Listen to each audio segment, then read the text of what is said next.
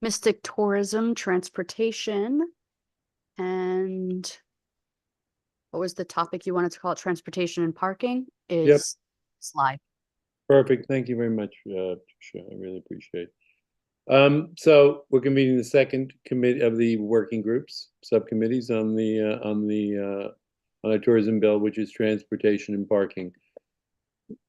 And I'll just frame it out. Look, it seems to me that one of the fundamental issues in experience for the greater Mystic area for both tourism, for residents, and as we've heard in our last group, for the workforce, is a resolution to the issues of parking, transportation, to improve the experience. So in those lines, I think I don't know I may have offered to turn this over to Commissioner Boughton or ask him to speak towards those issues. Uh, Commissioner, if you're free, maybe you wanna kick us off. Sure, everybody can hear me? Everybody hear me okay? You're perfect. All right. Yeah, so that's fine. Happy to do that, Representative. And we kind of had a discussion at the last meeting. Right now I've asked for sort of an assessment or an inventory, if you will, of all of the programs and projects that DOT has related to any state highway in that region. And so I'm waiting for a spreadsheet, if you will, of those so we can understand what's already being planned, what's in the works, and what's the status of a particular project and whether or not it's being funded or not funded or just something that's 10, 20 years out. So that I thought would be a first good step. And then once we get that in, we can maybe get somebody from DOT to come in and just kind of walk us through everything that they're doing and where they are. And then we can probably make some value judgments about some of the things that we've talked about here. I don't need to beat a dead horse, but parking, which is a challenge. Obviously, some of the capacity of the roadways are a challenge. Some of the intersections are a challenge.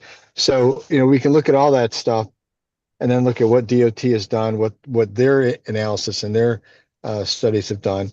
And hopefully, if everything works out right, 90 or 80% of those programs or projects will have consideration towards what the economic impact of the changes to those roadways and or parking would be to this region. So that's I think our first step. Beyond that, we did talk a little bit about organization and what that will look like. So I've requested and I have our staff working on getting bylaws from people mentioned Newport at the earlier meeting. Just whatever organization they have, we want a copy of what they're doing in some of these very successful areas around the country. So they're collecting that data, and I'll forward that to the chairs and to the committee as a whole once I get everything, just for consideration and thought as to how they've organized themselves in relation to some of the ideas that we have.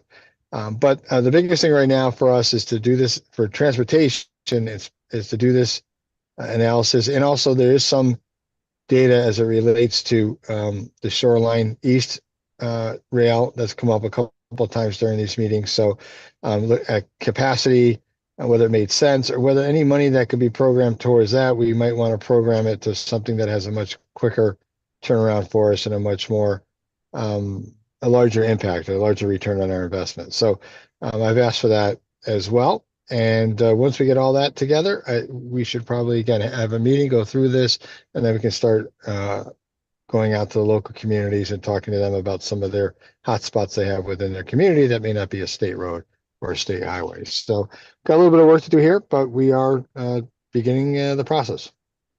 I really appreciate that. And the only thing I would add, I mean, what you're talking about is very comprehensive. I think the subgroup or definitionals that we should look at when we talk about transportation, I love tourists, residents, and workforce. I Yeah. mean, it'd be a lot of Yep. overlap, but addressing those three groups constructively is probably not a bad idea when we think about transportation. So, And because that should be the focus when we get there. Absolutely. yeah, and because my thought is we'll find solutions, and some of them may work out to be tourist specific, or they may blend all three groups, or resident specific. But I think obviously all of them need to feel that there's a prioritization and help get them done. And I don't know, Chief, you want to add anything there? No, thank you. Commissioner, to your point, I might encourage folks in this group to take a look at something we did a number of years ago in May of 2021. You should have gotten access to this from the larger group, but the Downtown Mystic Parking Study. I think it will help paint a picture for some folks that maybe aren't familiar with the challenges that we've been trying to deal with for the last several years. The town of Groton, as well as the town of Stonington, did contract with a parking consultant, and that is available. And I think it gives an inventory of our parking. Certainly, myself and John Burt represent the traffic authority on the Groton side. We work closely with DOT, and when things are brought to our attention, particularly as it relates to Downtown Mystic, we do partner with DOT to get some of their insight and ask for them for some assistance. But I would just encourage everybody, if you haven't already, take a look at that, because I think in my mind, that's the low-hanging fruit. That's where we need to start. That's the 50 and 100-meter target. The obviously rail and some other things are probably a much longer term 300-meter target to focus on in the future. But that would be my thoughts initially. Yeah. I guess one of the ideas that I've bandied about and had conversations, very preliminary, is whether or not there is the willpower and the idea of a trolley system. Essentially, you know, it's a bus trolley / circulating through the Mystic area. And the only question is to find a sponsor that would be willing to host a parking to take both residents, but most principally visitors, to a more remote location with a parking lot, all in price to take them on a circuitous route around the tourist destinations and the restaurants and shopping to enhance the experience. You know, that's been done. I noticed in Newport, they do have tourist bus lines where they just offer you essentially, I don't know if it's for free or with the price of the parking. And that may be a way to look at the enhanced process too. And those may have some interesting short-term solutions in enhancing the experience. I'm not going to sit here and advocate for that, but I would throw out the idea that is a trolley system something that the community would be interested in?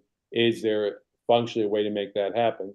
And frankly, a parking lot at one of the major tourist destinations provides basically a good level of interest for people to start their stay in Mystic at that tourist location. So there's probably a dual incentive to look at it that way. So I would throw that out just as ideas, right? I think, John, hand raised and I can see you. Go ahead. Yeah, a couple of things. One, I just wanted to touch on Chief Fassaro's comments on the study. We have a lot of folks involved with that on both sides of the river. So it's a very good starting place if you haven't read it. In terms of a trolley, you know, they don't pay for themselves. We would need some funding likely ongoing to offset it. And people will use it as long as they can get on and off of it quickly. They're not going to wait a long time. I've had some experience with some of that in the past. With the bridge going up, you're probably not going to cross through the bridge area because of issues there. If you're going to do both sides, you almost have to go on the highway, but it's likely just to focus on the Stonington side, would be my guess. So just some thoughts on that, but definitely read that study before the next meeting. Okay, perfect. And that study also contemplated potential for a trolley, is what you're saying? Yeah, I did touch on that as one of the recommendations. Okay. And the idea is that you're thinking preliminarily and that it would require subsidization of some type. Yes, I mean, it's not likely to ever cover itself. Now, Stonington is in the process of putting paid parking in, which is, we think, a vital part of what we need on our side. Not individual, it'd be a Wi-Fi type. Where are the parking spots available? Half the problem in Mystic is people roaming to find parking also. So if you knew where the parking was, that would be helpful. But we might be able to take some revenue off that towards a trolley system and partner up with Stonington. But I think initially, for sure, we would need some at least matching dollars. So on that basis, we probably have to have that conversation about federal or state sourcing for those types of funding, or the what was brought up originally, which I'm not saying that we're headed there, is that taxing authority to support a trolley system, right? we'd have to figure out all of those, all of the above. Anything else, John? No, that's it for now. I'll defer to the chief and then on to Bill. Chief again? I'll be quick. John hit what I was going to bring up, which is that that bridge goes up at 40 minutes past the hour during the bulk of the travel season. So I don't think that's a viable option to send a trolley across that, because that Bascule Bridge, obviously that would be a big effort to make that happen. But also that does create additional compounding traffic congestion problems during the height of our season. You know, every hour that's going up for 5-10 minutes, which creates a backup, which compounds some of the parking problems and just travel through there. But really, he kind of identified that. And you guys are smarter than I. My only comment or observation is I'm not sure that the bridge going up during the middle of the day, if 80% of the people on the trolley are tourists, is a bad thing or a good thing. So as opposed to thinking of it as a means of transportation as part of the entertainment experience, I wonder. Yeah, And I hear what you're saying. Obviously, Well, if I got to get to work, I'm not happy. Right. and it's using the same road. The trolley would undoubtedly be on those roads that are already being occupied by significant traffic flow. So Yeah, I hear you. Yeah. Okay. Bill, Middletown, go ahead. So just to sort of address the trolley, it was actually tried some number of years ago, probably 20 years ago or so. And was abandoned, one, because it was pretty expensive. It didn't come close, I don't think, to covering itself. But, again, as Chief points out, you have an issue that it's just sitting in traffic with everybody else. And once you get on 27 there, that can be a pretty long haul down there. It seems to me, having sort of been around and thought about this, that the water really represents a much better opportunity to move people around unimpeded by the traffic, by the drawbridge, et cetera. And if you could figure out a way to get everybody off the highway at exit 90 and onto a shuttle boat into town, that would solve a lot of issues in terms of traffic, just to, virtually eliminate the parking issue. And, to Dan's point earlier in the last call, it's sort of the one thing everybody wants to do when they get here is get on or near the water. So that seems to be a much more viable, if not, involved solution than a trolley, I think. And I guess the question I would raise is just the question of the study, or if there has been one, and what the cost of the structure would be in terms of, or the cost. Will that pay for itself, or is it going to require subsidies to run, right? The kind of water taxi trolley. You would have the opportunity, one, to capture parking revenue, and presumably the water taxi would be at least partially, if not completely, offset by that. Okay, interesting. We'll definitely have to look and pursue. Kate. Good morning.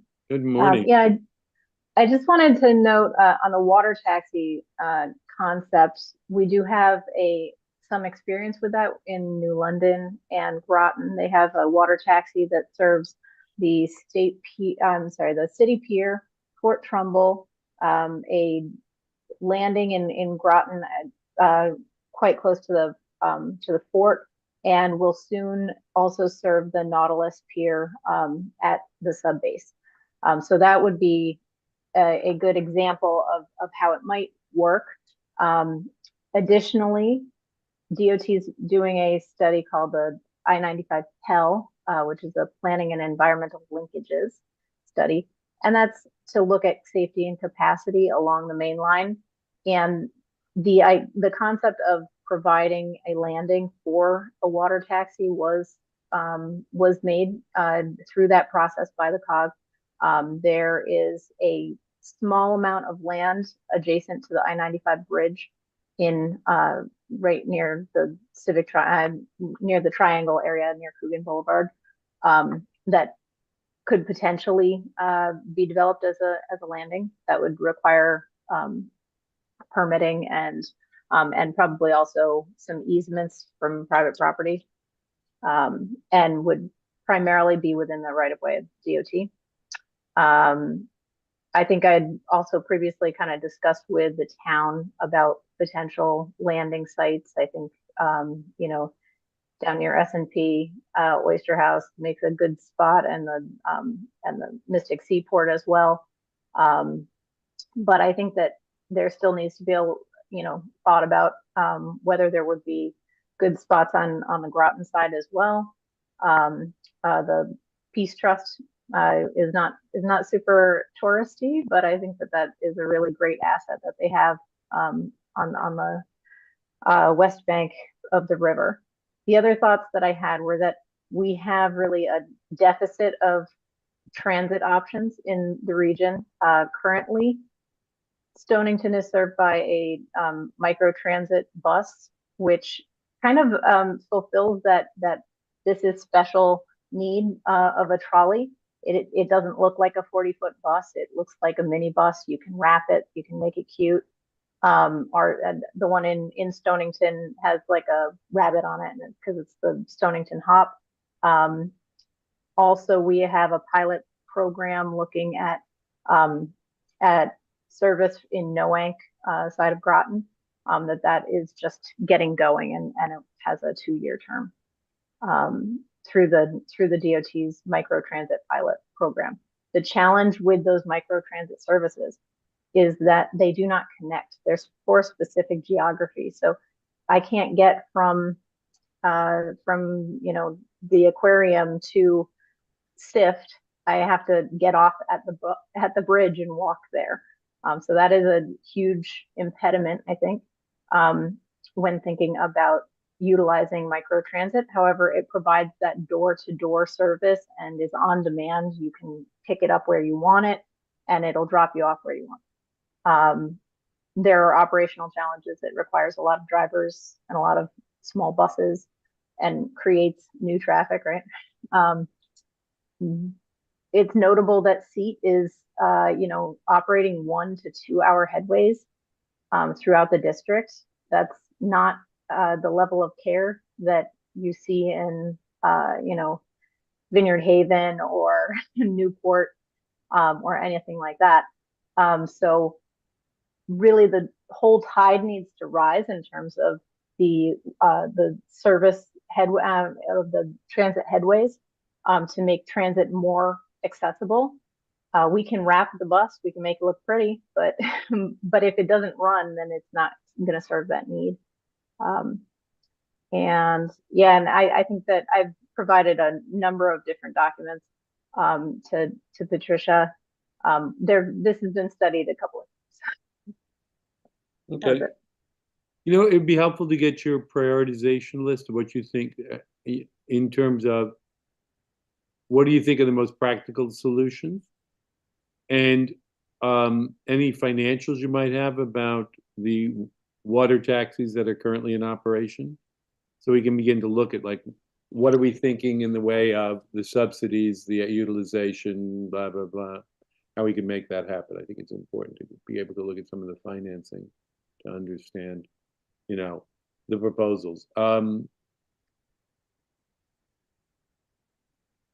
Having been an experienced purchaser of Amazon, I don't know how I feel about micro point-to-point minibuses running around an individual versus a parking location, more traditional type, get everyone in one place, get them off the road, substitute it with a 20-person or 30-person trolley to take 10, 20, 15 cars off the road. I think the issue of anything that increases the traffic for me, I won't say it's a non-starter, but I think it just takes us further down the wrong road. I'm open for I thought. just want to mention one other thing, and that is that DOT will not or has said in the past that they will not fund, and that is they won't fund services that are duplicative. So in New London, they have fixed route transit and they also have a microtransit bus, and the state will not fund the microtransit. So the service is supplementary, in my opinion, because the headways are so long that it's not reasonable. You know, and in my neck of the woods, sometimes it's 2 hours. That's not functional for anybody who needs to get to a job, and it's not encouraging to anybody who doesn't absolutely need to use transit. That said, we, you know, the Seat Transit District is funded about, I think it's about 78% is state funding, and the rest is made up from fare box revenue and local contributions that are formula based. So that is an ongoing challenge. Operations of transit are underfunded. So I don't know if I've gotten too much information to process or just the right amount of information, but I appreciate that. On a priority basis, I'd like to know what you think is implementable on a cost basis. What are the more restrictive ones on cost? Because then we have to see, are there, you know, I think the Commissioner Boughton had suggested, you know, when we figure out the structure of whether we create a tourism group, there is a question about a state a taxing authority, et cetera. But apart from that, there was more of a reference as well in prior conversations about creating an organizational structure that would qualify for potential federal funding. See whether we can draw in the end for, you know, whether versus us versus Cape May versus some of the other areas that have organizational structures. So we want to do what we do want to look at, like, I guess I would say all of the proposals, and then we'll have to figure out on a priority basis which ones are more expensive and are there sources of revenue outside of the state fisc to pay for them. And so that might not preclude all of them, because we may find that there's ways to fund that we hadn't thought of. But I always want to make sure that, again, I'll make the same suggestion to you, that the transportation trust to solve, I will be the arbiter. I think the transportation has to solve all or one of three, which is parking for workers, residential parking and traffic concerns, and tourist parking and traffic concerns.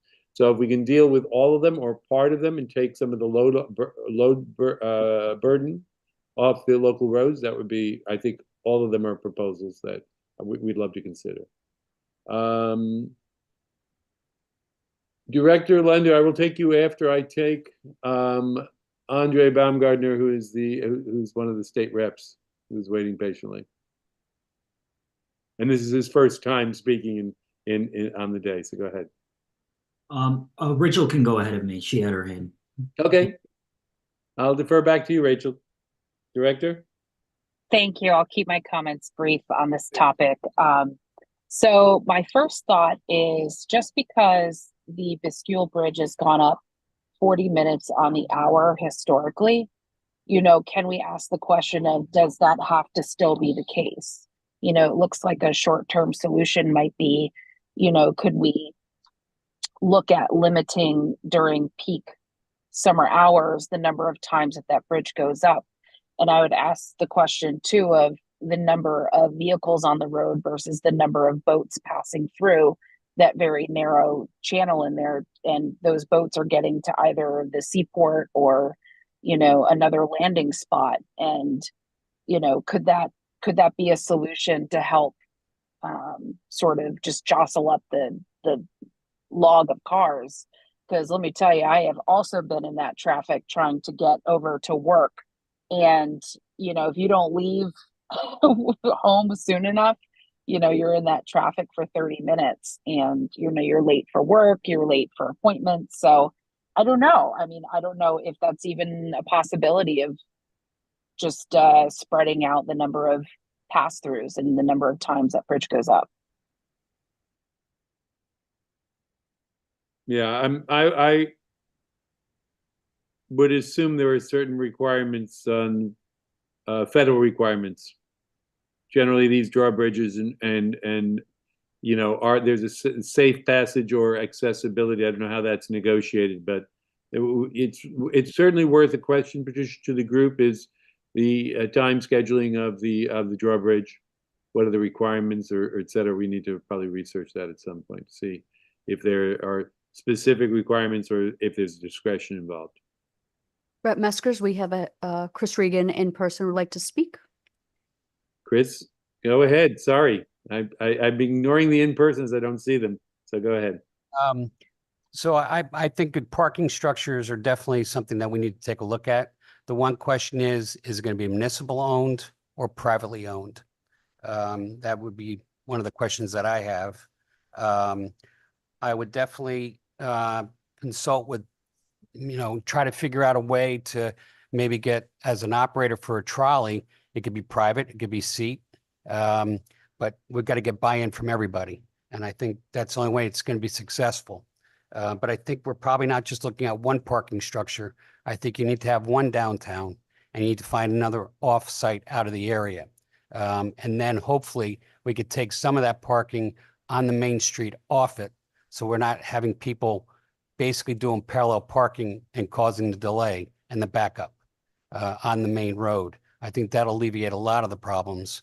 And then the other thing we got to take a look at is state roads. Could we convert them to town roads and get more flexibility?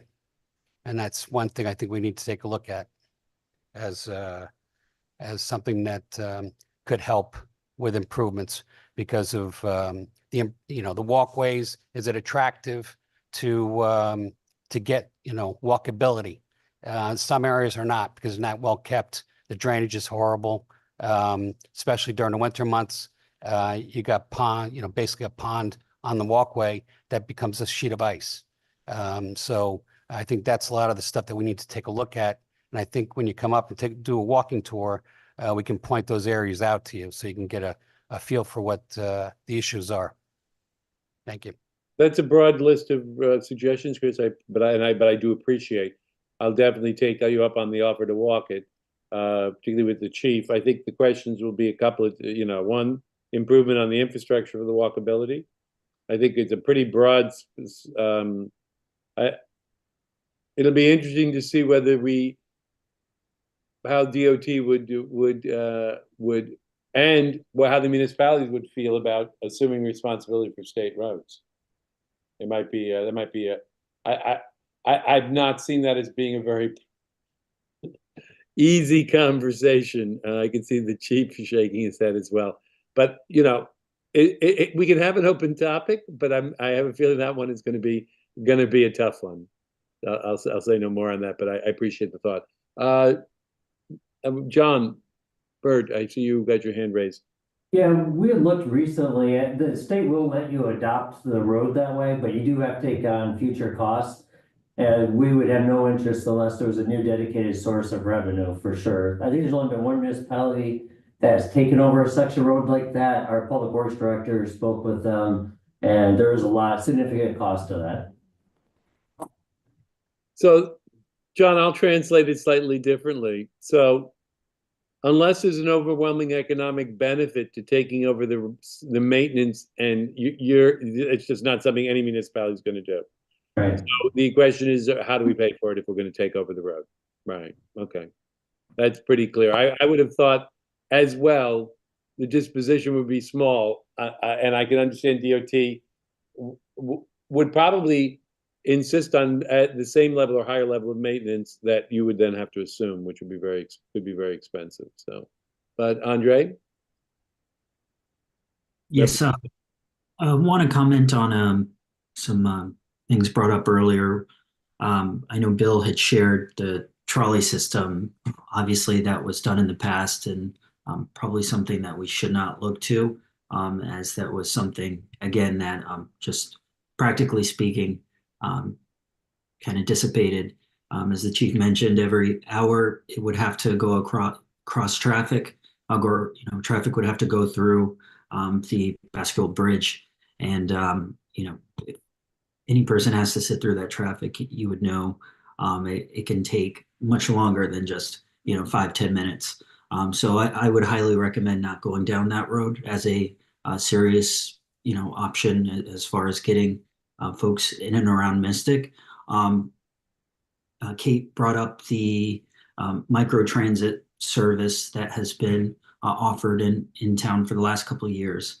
And I know a lot of community members have taken advantage of it. And one thing I hear, a recurring theme I hear, as Kate mentioned, is the inability to cross the kind of Groton Stonington line. If you are trying to shop at a store in Stonington or on the Stonington side of Mystic, but live in say Noank or the Groton side of Mystic, you cannot do it without stopping literally at the border. So I think that's something that we could look at as something to support, maybe programmatically, and some dollars attached to that, as it is a project that is, or the microtransit services are a pilot program funded by the state, so that it will have an expiration date at some point if we're looking to continue, providing support for it. And we know that there are many residents and folks visiting our community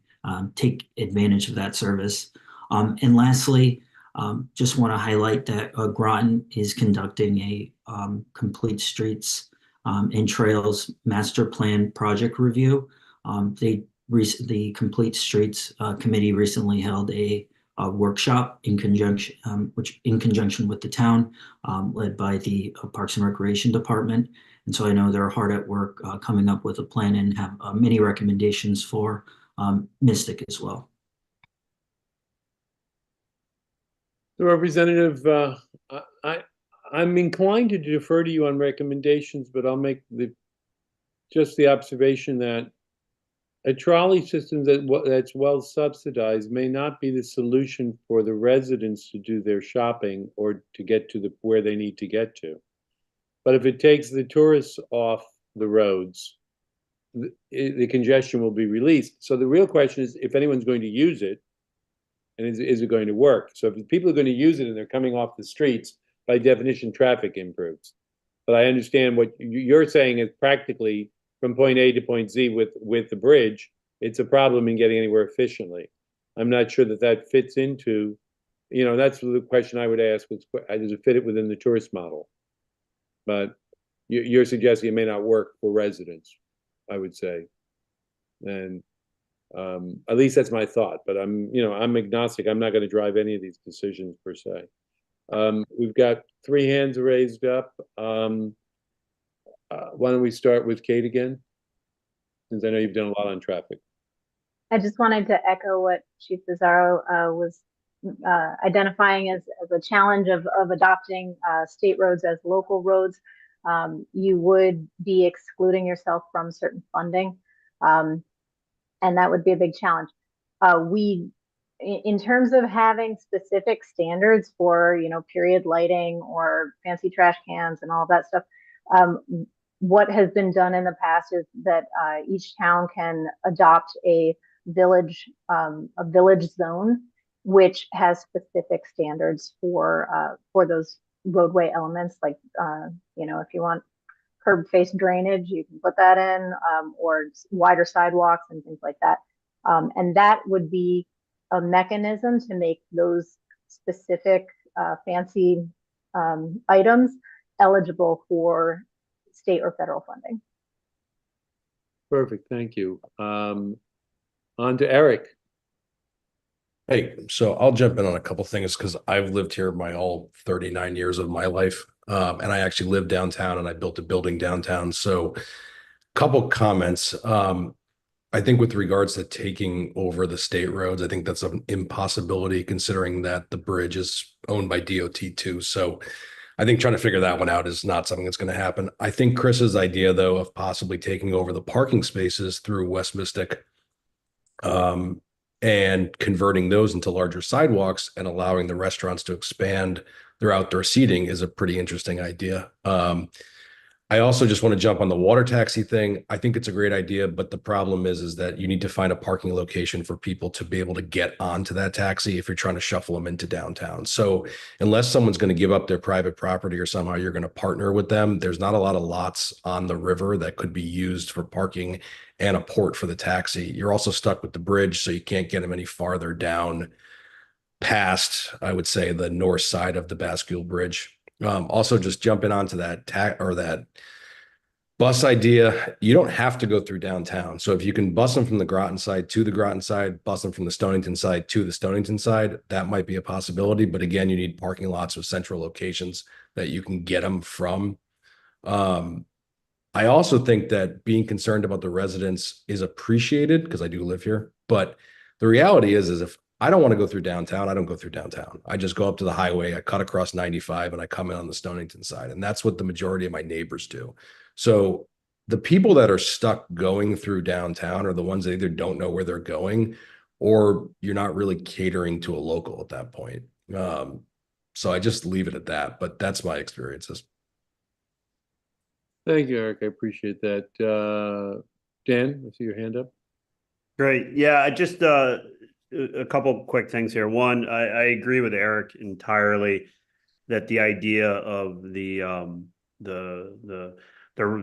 land-based shuttle, not the water shuttle, does not need to go over the bridge. I think it would be a mistake if we tried to take that, if we did go with some sort of a trolley or a shuttle, if we decided to take it over the bridge.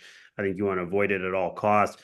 For those of you that weren't on the 10 o'clock call with the tourism group, one of the points that Amanda Arling brought up, which I think is relevant to this conversation, has to do a lot with mindset. You know, when you look at some other communities, she talked about, you know, Portland, Maine, Charleston, South Carolina, this idea that you need to be dropped off or have a parking spot right in front of the restaurant you want to eat at or the shop you want to go to is a little unrealistic. And understanding that, I think if this group and Mystic in general became more comfortable with and had better options to move large groups of people from point A to point B, but understanding that point B might be a 10-minute walk from their ultimate destination, that's okay. And that we want to encourage more walking and moving people around, and that actually from an economic development standpoint, that flow of pedestrian traffic,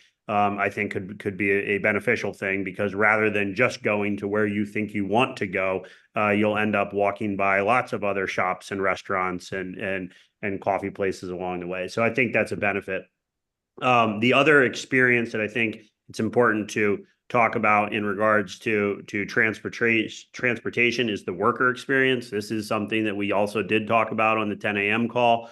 You know, figuring out a way to, yes, get tourist vehicles off the road, to make the experience and traffic levels for those that live in downtown a little bit better, I think is a good thing. But also anything we can do to get the literally hundreds, thousands on a Saturday in Mystic in the summer, thousands of workers, to get those people, to get those cars off the road and out of prime parking spots, I think it also is a huge benefit. And I think if we can, you know, begin to figure out the riddle of either a trolley with a location that has ample parking that not only tourists could benefit, but workers could, to shuttle folks in and out, and or, you know, the water approach. But I think that group, I think there's three different groups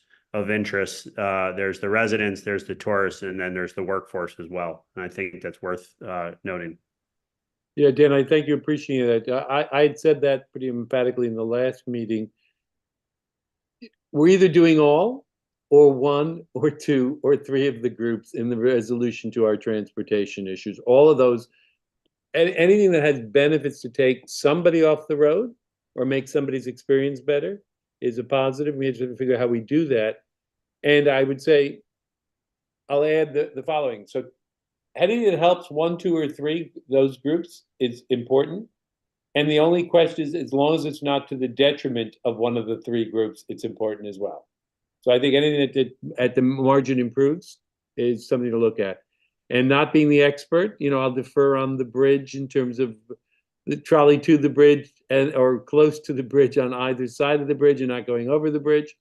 I think the other question is, and I'll throw this to the chief, because I have no knowledge. It'd be the question of, in the traffic patterns, all the roads I saw are pretty much, most of the roads were two-way. And is that the logical traffic pattern going forward?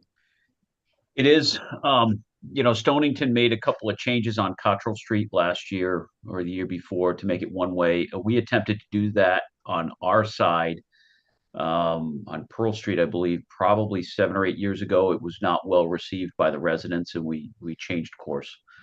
Um, That, Yeah. but that might be a suggestion, and I'm not an advocate. I'll just throw that out. If we look at water taxis, trolleys, et cetera, if we change the composition of the traffic, does rerouting or making any of the streets one way actually improve the overall experience? I guess it depends on which streets that we talk about. Yeah. And I will defer. I'm just like, I'm throwing this out. I'm more like sitting here as the guy who gets to ask all the questions and not come up with the solution yet. Yeah, I mean- there's, and I'm talking about our side, Water Street, West Main. I don't know that it would be feasible right there. Potentially, those are part of the, another issue. It hasn't even come up now in these conversations. One of the challenges that we deal with, not just with parking, but with delivery trucks in downtown Mystic, obstructing. They've got to deliver to the businesses down there. Some of them take up a pretty large footprint. That does create some problems. We've explored the ability to get them into certain areas where they can do their deliveries and not obstruct traffic. So maybe in that respect, one way in certain areas might be useful. As we're discussing, it just came to mind, kind of like as I'm hearing everybody talk, a Yogi Berraism that I hear quite frequently during the summer months from the residents is, we don't go down there anymore. It's too busy. There's too many people. It's just too crowded. So that's one of the sentiments we get from some of the local folks, particularly as it relates to the parking down there. And I want to emphasize right now as we go through the conversation, because we're already having discussions about feasibility or workability. I want to get through a priority list of recommendations and then understand that once we're finished the exercise, it has to come through for public hearings and committee votes later on. We are not cooking the recipe, and we are coming back with what we think is a concerted, good faith effort of what we think the major solutions are. Some of them require the cooperation of, well, they'll all require the cooperation of the Commerce Committee. They will require the cooperation of the executive of the legislature going forward. So don't worry that we're getting too far along. I think that what we want to do is get our best and brightest ideas for solutions here. So just reiterate that. Eric, go ahead. I was just going to say that commentary about not going downtown in the summer because it's too busy. That's been my whole life. My parents wouldn't go down 30 years ago because it was too busy. And now it's busier. And if they were alive, they still wouldn't go down. So I don't know that that's a bad thing. I don't know that it's a bad thing that there's traffic downtown. Like Dan said, I think you go to other places like Portland, North Shore, Boston, Newport, you walk. That's the reality of it. The people that want to go downtown, go downtown. The people that say they don't want to go down either aren't making an effort or they're not going to go down anyways.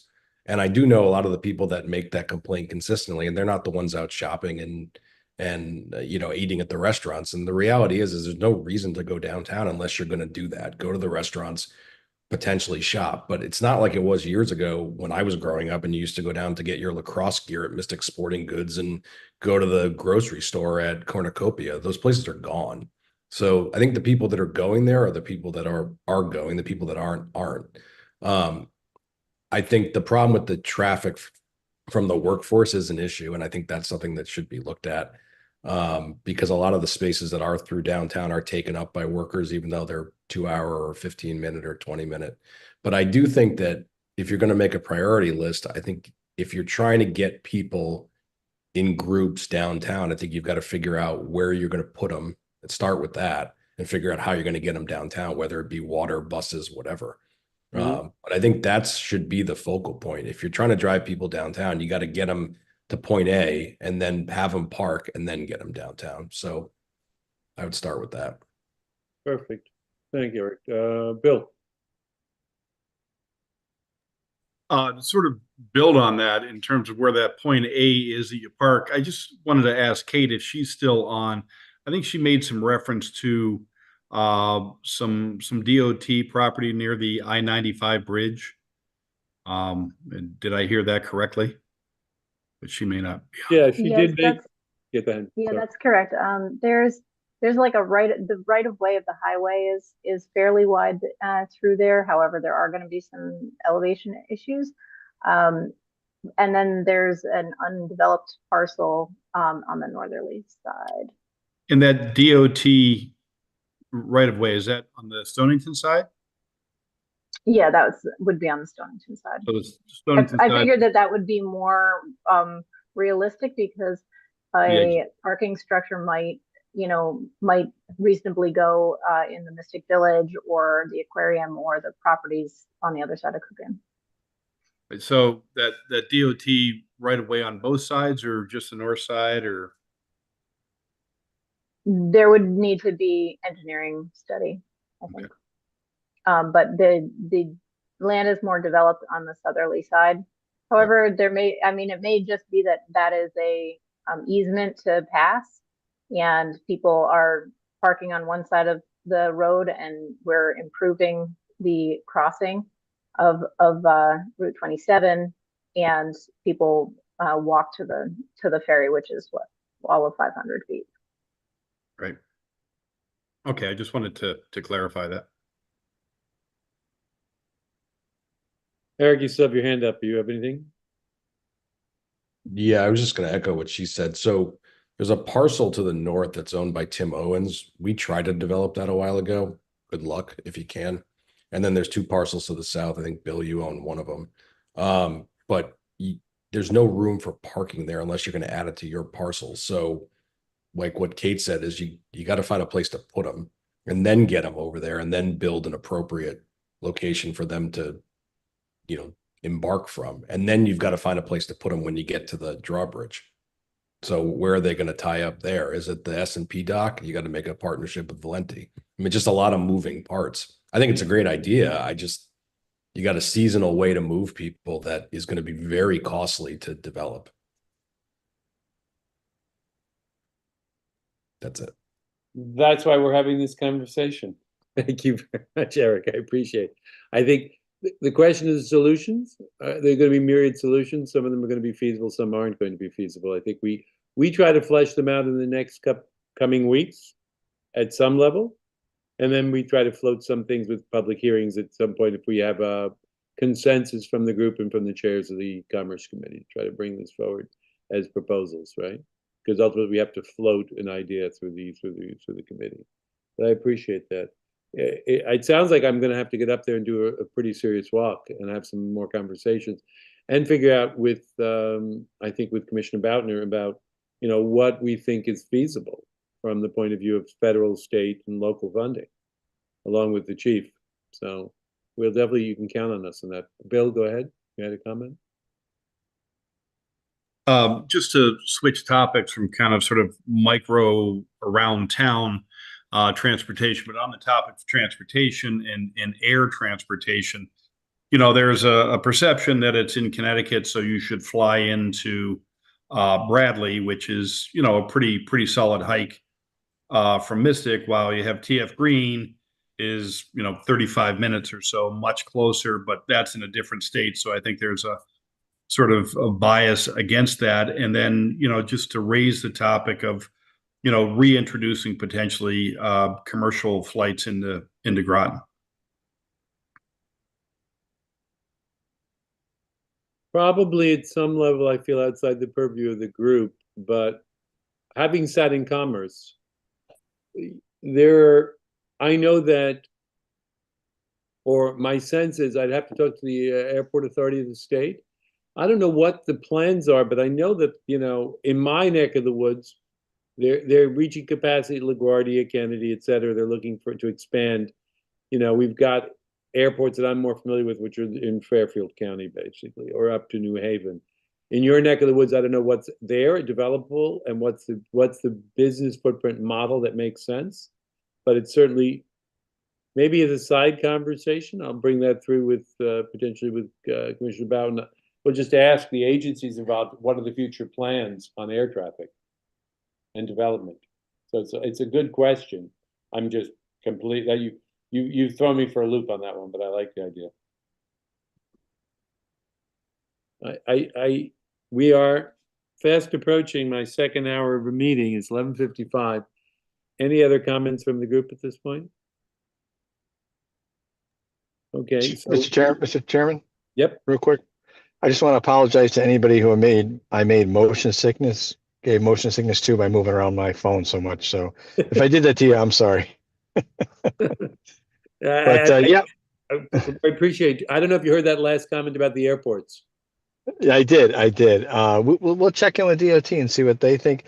That's a very good general aviation field with a lot of movements on it, which means there is a lot of economic development that surrounds it. I'm going to guess the airport authority there or whoever manages it must have metrics about how much spin-off economic activity is to that. And maybe there are ways that we can better utilize that facility. I know, Danbury has a smaller airport, but we've got over 40 FBOs or fixed base operators around the airport that generate a significant amount of economic output. But also we got, we do have people that fly in all the time to play golf, to maybe, go to a company if they've got meetings. It does get a decent amount of use because we spent time marketing the facility. And so that facility also is a very good one in terms of being able to fly in and fly out, and certainly should merit further discussion. Okay, well, I think that takes us through that conversation on for today. Like I said, we'll be meeting back up again in 2 weeks. You've given us some work. Feel free on the topics raised if there are either questions or things you can bring to the table. We'll circulate that information around to all of you. So I appreciate the meeting. I think we'll close out this one if there's no other comments, and then we'll